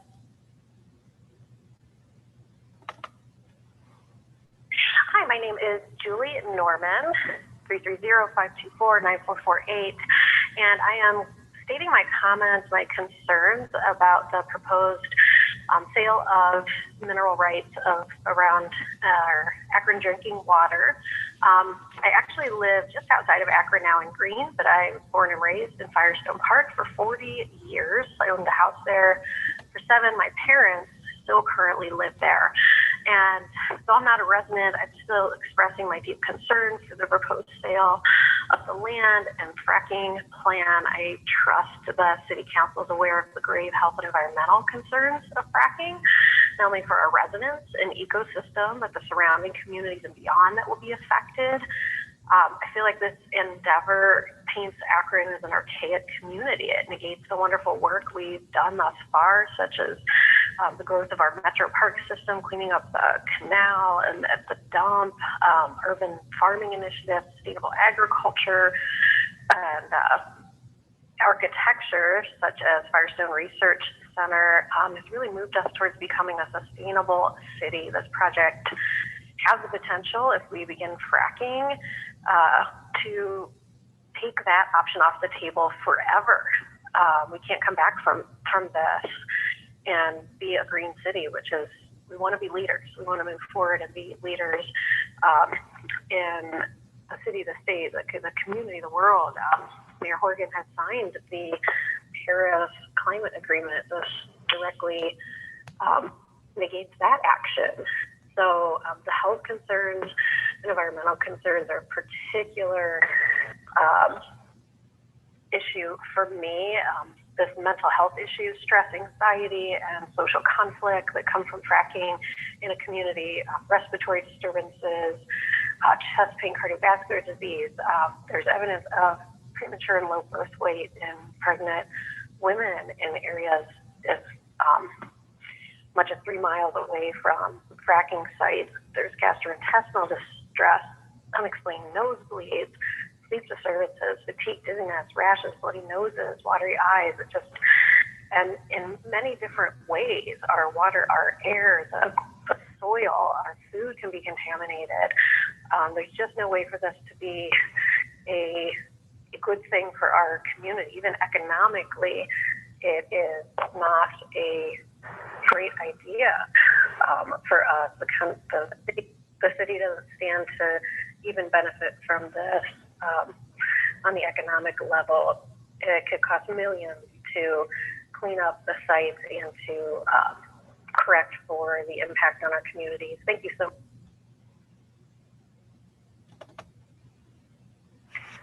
My name is Teresa Brightman. I am an Akron resident living in Ward 4. My address is 619 Roslyn Avenue, zip code 44320. I am calling because I'm opposed to the measure to sell the mineral rights for the Ladue Reservoir. My husband and I have been Akron residents for 6 years, homeowners for 4. When we were looking to buy a home in the West Akron neighborhood, one of the homes we looked at came with paperwork from a mineral rights deal that the current owners of that house had signed, and we immediately ruled that house out from our options because we've done our research and we know that fracking is dangerous. Now that the city of Akron is considering this mineral rights deal for Ladue Reservoir, which will endanger our water supply for Akron and our surrounding communities, it seems ironic to me that so much of council's recent efforts have been about building new high-priced housing and expanding the population of the city. But if this deal moves forward, I don't know how anyone expects to attract new residents to a city with an endangered, poisoned water supply. There are plenty of reports out there about spills and contamination and the dangers of fracking. One of the most recent is titled The Compendium of Scientific, Medical, and Media Findings Demonstrating Risks and Harms of Fracking. It was published in December 2020, and part of the summary of that report says, quote, "Our examination uncovered no evidence that fracking can be practiced in a manner that does not threaten human health directly and without imperiling climate stability upon which public health depends," unquote. As far as I'm concerned, that should be the end of consideration of any kind of deal like this. When the former president pulled the U.S. out of the Paris Climate Agreement, Mayor Horrigan signed on for the city of Akron, just like so many mayors across the country, and pledged to commit to reducing carbon emissions and promoting sustainable infrastructure. So the fact that he's pushing this deal now feels like a complete betrayal of that. We have so many intellectual, educational, creative, and human resources in Akron that are going untapped right now, but we could be positioning Akron as a leader in our region for sustainable energy and green industry. We need to be pushing for sustainability to carry us into the future. Signing this deal to frack under Ladue will only drag us backwards and harm our public health and safety. This is a denial of science if we move forward with this deal, a denial of reality. We need to reject this mineral rights deal. Thank you. Good afternoon. My name is Eric Jackson. I live at 2605 Marcia Boulevard, Cuyahoga Falls, Ohio. And I'm calling because I oppose the proposed ordinance to sell mineral rights on Ladue Reservoir for fracking. Although I live in Cuyahoga Falls, what happens in the Cuyahoga Falls River and Akron water supply affects many communities, including Cuyahoga Falls, Monroe Falls, Kent, and Stowe. I think it's important for you to know that in order to frack, an enormous amount of water is mixed with various toxic chemical compounds to create frack fluid. This frack fluid is further contaminated by the heavy metals and radioactive elements that exist naturally in the shale below. A significant portion of the frack fluid returns to the surface where it can spill or be dumped into rivers and streams. Underground water supplies be contaminated by fracking through migration of gas and frack fluid underground. The company DP Auburn Energy has limited information that has been known about this company, and it appears that this company was just formed this month. I have no information about what experience or expertise they may have in this area. Even if fracking was to proceed on this property, which I think it should not, the financial terms do not look like they're a good deal for the city of Akron. Akron has spent the last several years and much capital improving the water quality of the Cuyahoga River through Akron Waterways Renewed and the diversion of wastewater into the River Interceptor Tunnel. This was a huge move forward for the river quality and the ability to use and enjoy this precious resource. I believe all of the Cuyahoga River is a precious resource and needs to be protected. Akron officials recognized this a century ago. The city established its first municipal water system around 1910 and looked to the Cuyahoga River for its fresh, clean water. Waterworks manager Wendell Ladue built the city reservoir at Lake Rockwell in Kent. But then he did something unusual, buying up the land along the river to protect it, including what is now known as Ladue Reservoir. I think we need to continue Mr. Ladue's legacy of protecting this resource. I appreciate your time today. Thank you so much. Bye.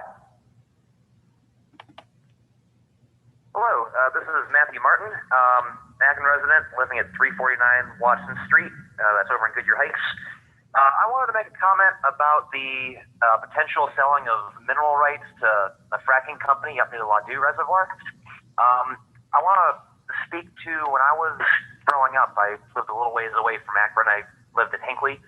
Right down the road from us, they put in a fracking well around a decade ago or so. And I remember knowing some people that lived around the area, and very shortly after the fracking well went in, they were able to take a lighter up to their tap water and light it on fire as it came out of the tap. And that is one of the many dangers of fracking. All sorts of horrendous chemicals can end up in our drinking water.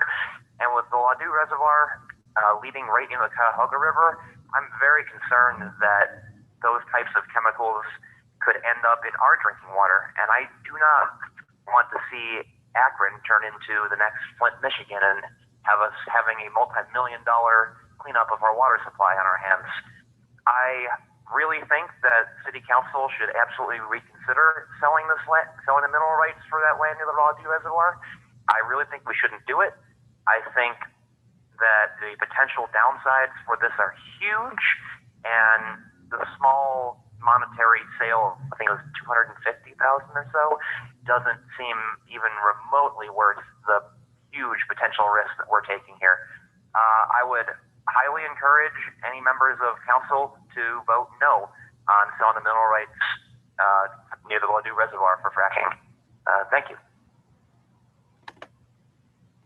Hello, my name is Elise Morkel. I live at 246 Clinton Avenue in Ward 7, represented by Councilman Member Donnie Kamer. I'm calling to leave a public comment in regards to my concerns about the proposed fracking at the Ladue Reservoir. Not only will this be detrimental to the natural resources that we have in our area, but I am very concerned about the apparent pay-to-clay link with the donations made to Dan Horgan's election campaign made by the newly formed company that is apparently going to be awarded this contract. It seems as though the acreage proposed to be sold is way less than what it is actually valued. And there's so many other just concerns, especially in the middle of a global pandemic where there's so much uncertainty at this time. Why would we risk contaminating the water supply for our area when so many people are already concerned about job security, home security, food security? I also feel as though because Mayor Horgan signed onto the Paris Climate Accords for the city of Akron, that fracking is not that far away from other types of environmental damage that the Paris Climate Accords outline being eliminated in order to conserve the environment and to help eliminate the effects of human impact in terms of climate change. I really hope that the council considers the damaging effects that fracking could have on our area before making their vote. Thank you so much. Hi, my name is Nicholas Castiofo in Ward 1. Address is 41 Marshall Avenue, Akron, Ohio, 44303. Good evening, council members. I want to start by thanking Councilwoman Samples for sending the proposed mineral rights lease ordinance back to committee for further review. The city of Akron must join folks around the world in vehemently opposing fossil fuel extraction everywhere, especially on public land in their essential ecosystems. The very real dangers of climate catastrophe, environmental degradation, and water, soil, and air pollution demand a bold stance on this issue. Aside from these legitimate concerns, however, I find it quite troubling and disheartening that several city council members and the mayor have accepted tens of thousands of dollars worth of political contributions from the owner of DP Energy Auburn LLC, as well as his family and his business partners. Council should not only consider dropping this proposal altogether, but I urge members to also consider 1. Passing bold legislation prohibiting all fossil fuel extraction on city-owned land and within city limits, and 2. Passing bold campaign finance reform that includes mandatory disclosures and recusals when campaign donors seek to benefit from proposed legislation, as well as clear rules regarding transparency and ethics.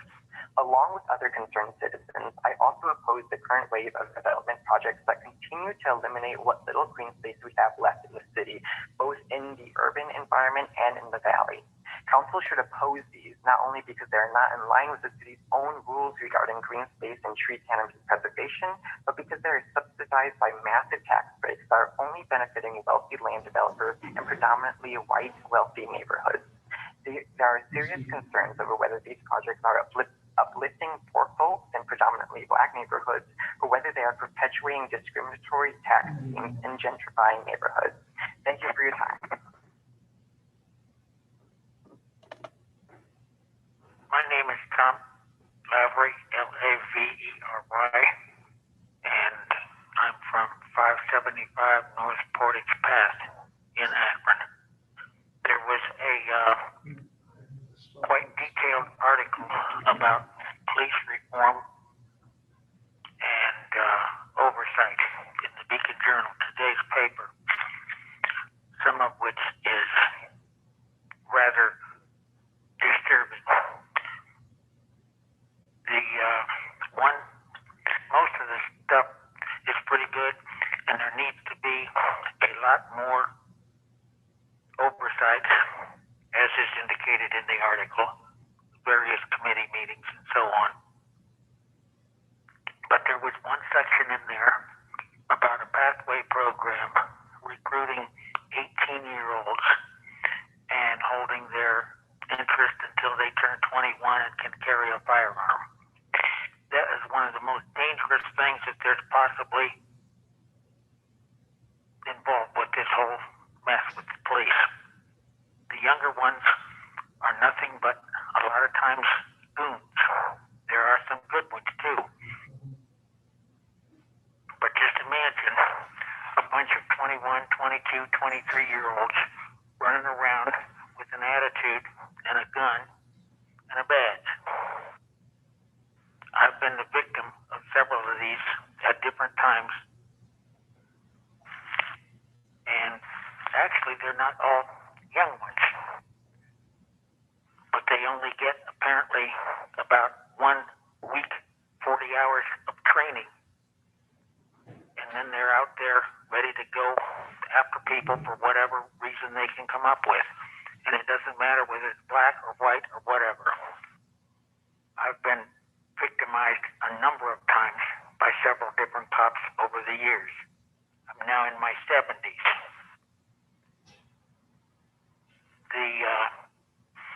One of them that I especially remember is in an argument with a policeman who was not actually a younger one. I told him they were acting like the guards at Auschwitz. And the guy must have never read a history book in his life, but he says, "What's Auschwitz? Isn't that just great?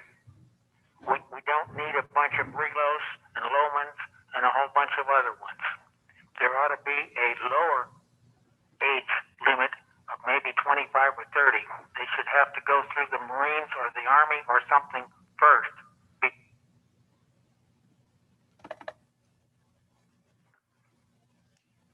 Good evening, City Council.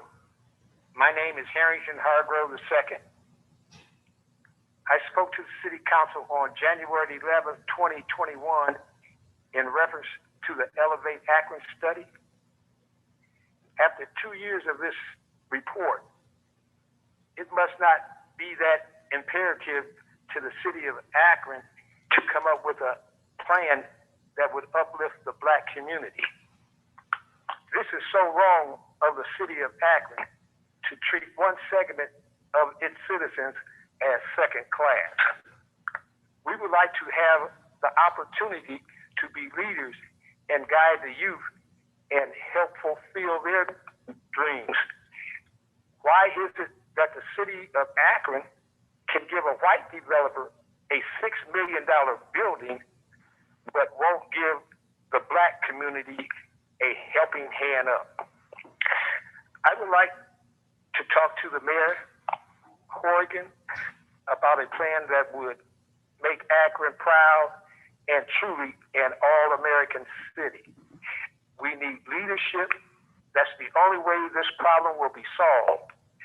So please, council, mayor, reach out to the community help elevate us, and make a plan that will uplift us. Thank you very much. I appreciate your time, and may God bless you and keep you. Bye.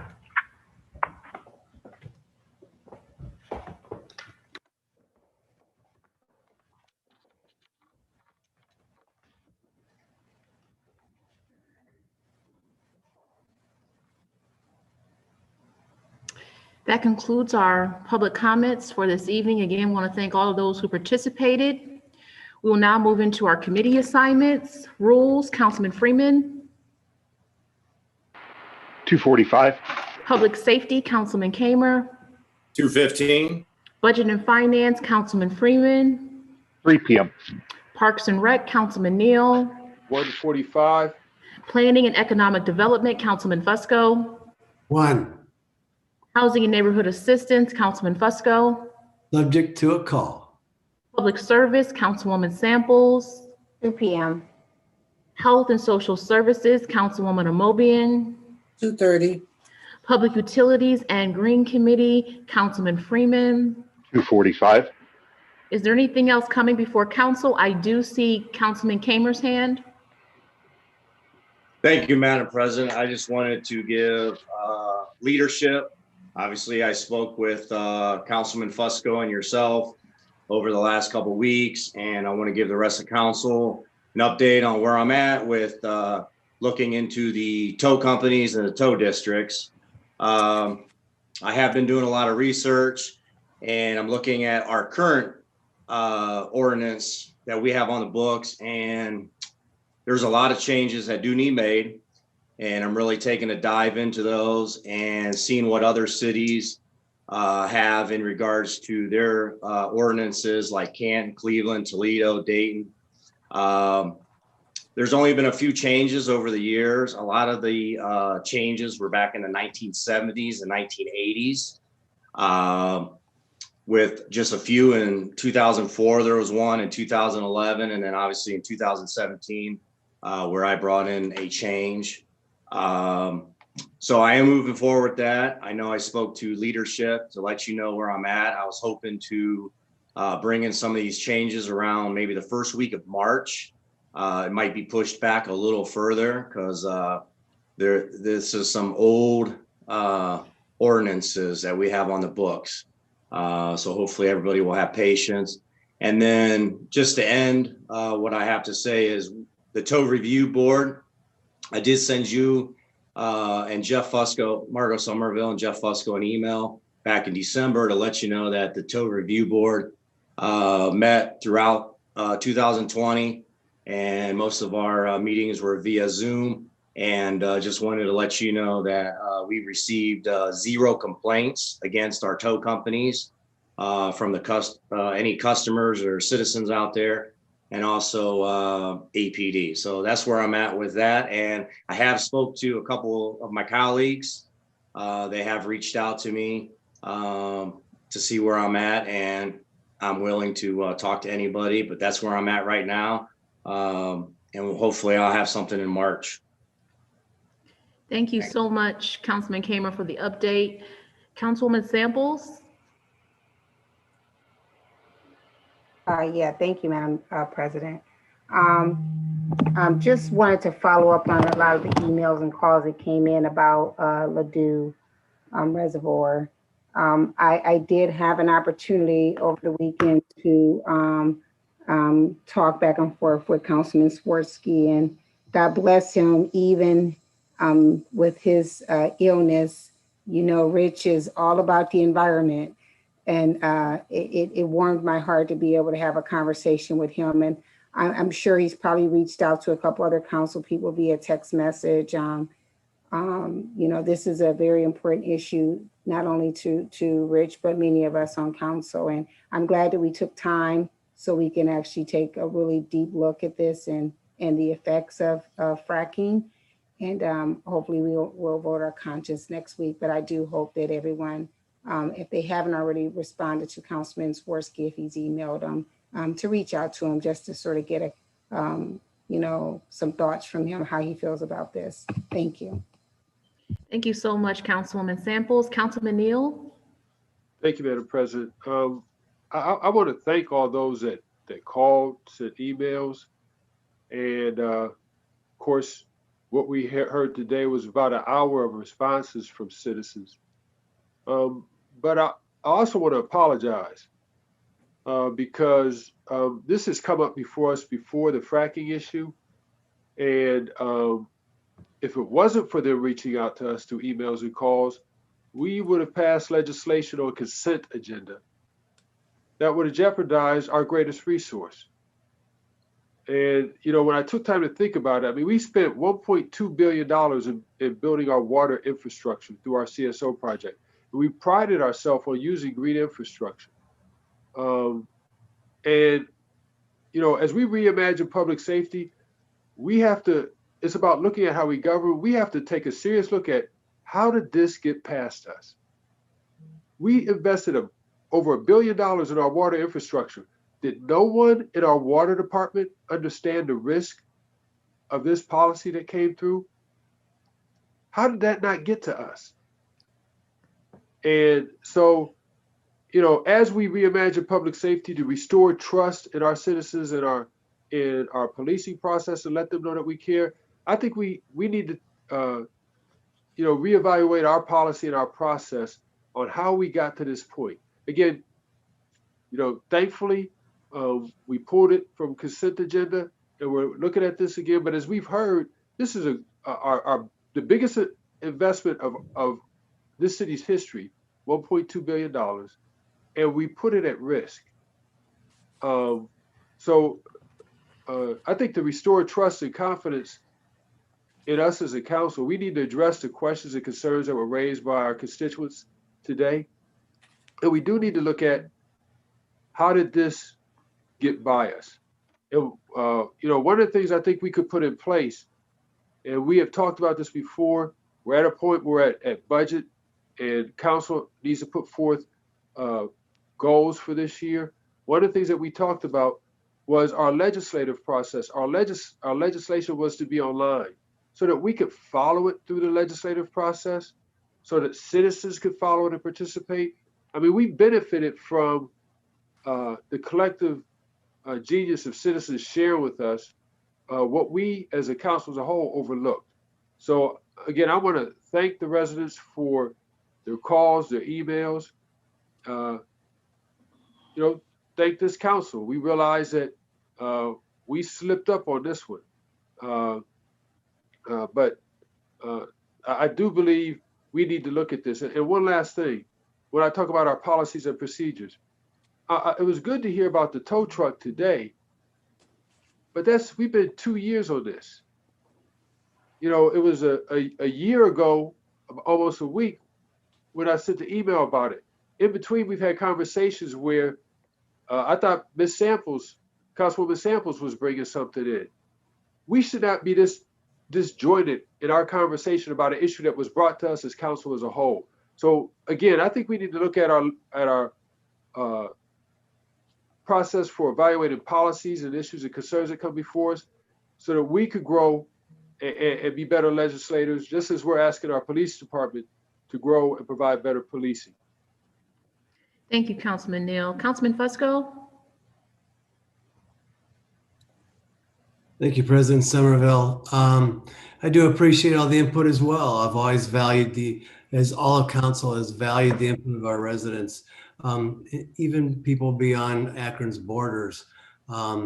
We have no desire whatsoever. I'm not looking at a vote next week. Okay, we are going to schedule sometime in the future, as mentioned, a deeper dive and more discussion.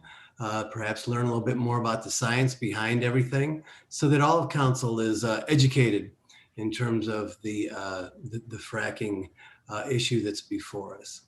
So I just wanted to make sure that everyone was aware of that. Thanks. Thank you, Councilman Fusco. Is there anything else coming before this body at this time? Seeing and hearing none, we are adjourned if there are no objections. Meeting adjourned. Concludes the live broadcast of Akron City Council. Margot Somerville, President of Council, presiding.